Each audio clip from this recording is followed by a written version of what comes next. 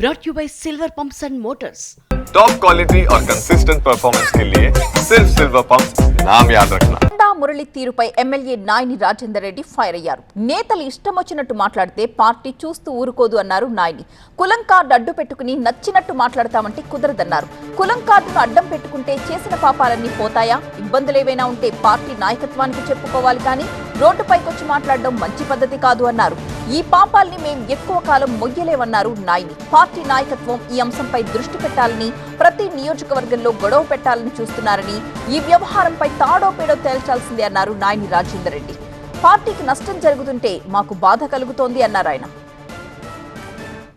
సీనియర్లు, అనుభవం ఉన్న వ్యక్తులు కూడా మరి నోటికి వచ్చినట్టు ఎక్కడ పడితే అక్కడ అట్లా మాట్లాడితే పార్టీ చూసుకుంటూ క్షమించది. అది ఎవరి ఇది కాదు. మరి మేము ఏమైనా చేస్తాం, మాకు నచ్చింది చేస్తాం, మేము నచ్చింది మాట్లాడతాం. ఏమనంటే బీసీ కార్డు అడ్డం పెట్టుకుంటాం, లేకపోతే రెడ్డి కార్డు అడ్డం పెట్టుకుంటాం, లేకపోతే ఎస్సీ కార్డు అడ్డం పెట్టుకుంటాం అని అంటే ఈడ నడవదు. అది ఈడ కార్డ్స్ పనిచేయది.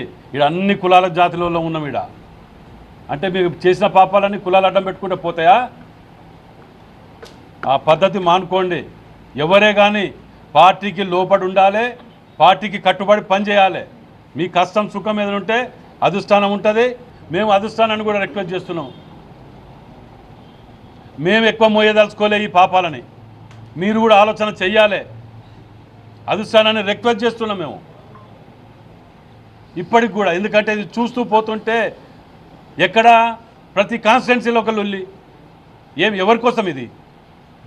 అది ఆలోచన అధిష్టానానికి కూడా మేము దీని మీద కొన్నిటి మీద మేము రిక్వెస్ట్ చేసుకుంటూ రిప్రజెంటేషన్ ఇవ్వదలుచుకున్నాం. హైకమాండ్ కూడా మీది కూడా దీని మీద అటో ఇటో తేల్చవలసిందే. ఎందుకంటే ఎక్కువసేపు కూడా ఇది లేదు. పార్టీ చూస్తూ నష్టపోతుంటే మాకు బాధేస్తున్నది దాంట్లో.